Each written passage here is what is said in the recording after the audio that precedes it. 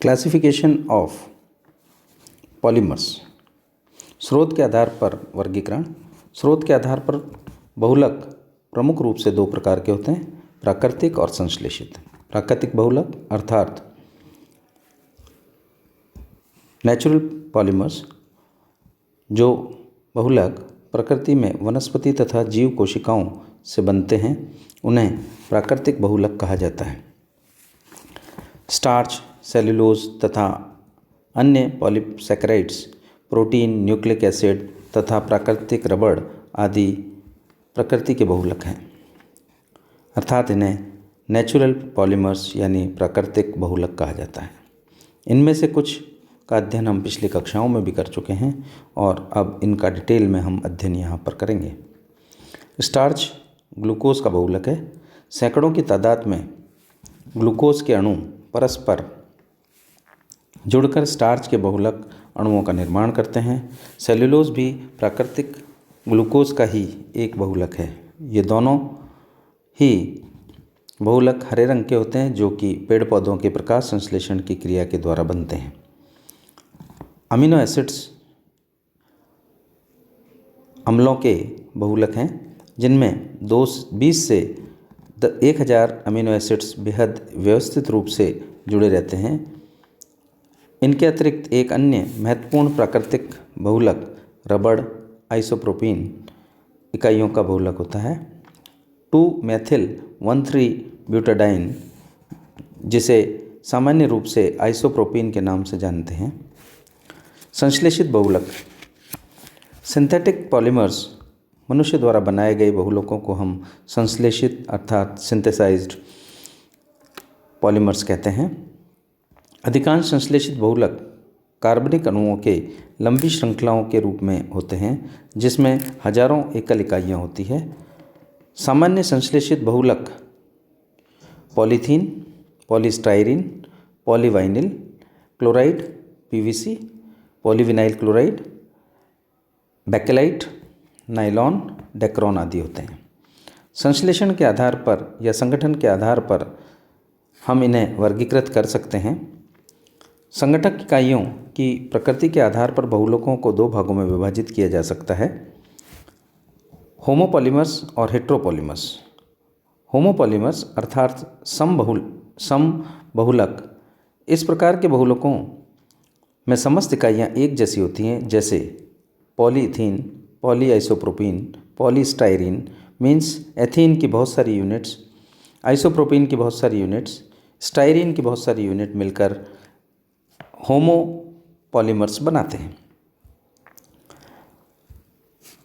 हेट्रोपॉलीमर्स और कोपॉलीमर्स इस प्रकार के बहुलकों में एक से अधिक प्रकार के यूनिट्स जब जुड़ती हैं और अधिक प्रकार के एकल इकाइयों के द्वारा संयुक्त होकर बहुलकों का निर्माण करती हैं, ऐसे को हम हेट्रोपॉलीमर्स कहते हैं। प्रोटीन, संश्लेषित रबड़ आदि इसी वर्ग में आते हैं।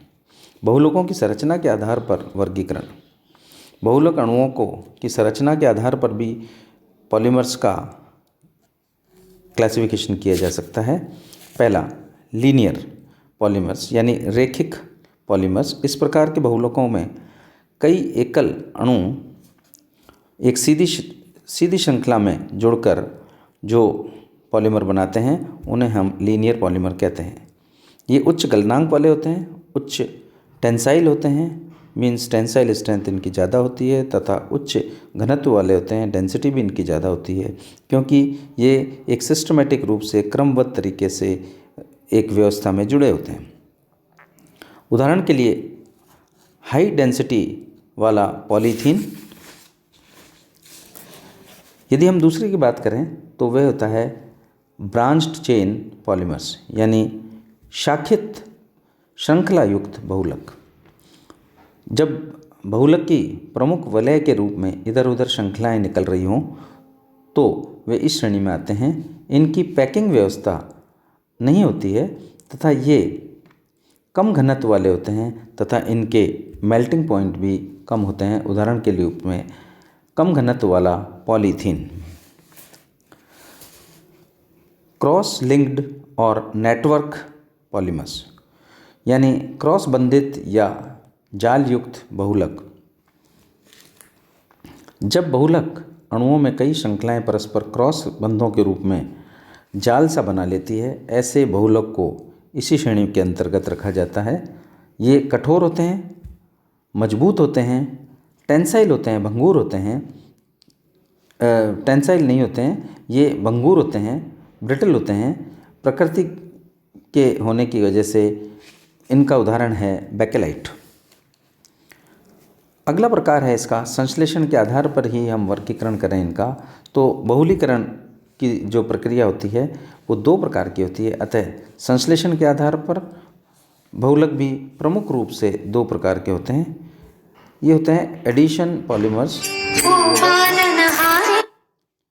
ये योगात्मक बहुलीकरण, तथा श्रृंखला बहुलीकरण चेन ग्रोथ पॉलीमराइजेशन कहलाता है। क्रियाओं द्वारा संश्लेषित किया जाता है। इस प्रकार की क्रिया को एकल इकाइयों की 1-1 करके जुड़ती जाती है और बहुलक श्रृंखला बनाती जाती है। ये अभिक्रियाएं सामान्यतः पेरोक्साइड की उपस्थिति में होती है तथा मुक्त मूलक विधि के द्वारा संपन्न होती है। लेकिन अम्ल धनीय प्रकृति का क्षार उत्प्रेरित ऋण क्रिया विधि द्वारा संपन्न होती है। इन प्रक्रियाओं में केवल योग होता है, एडिशन होता है। HCl तथा H2O जैसे छोटे छोटे अणुओं का निष्कासन नहीं होता है।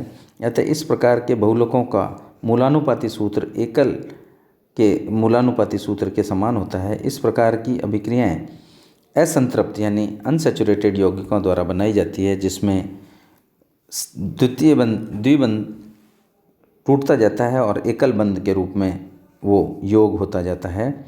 इनके एग्जाम्पल हैं वाइनिल क्लोराइड और पॉलीवाइनिल क्लोराइड। PVC पॉलीविनाइल क्लोराइड का बनना एक प्रकार का इस तरह से प्रदर्शित करता है।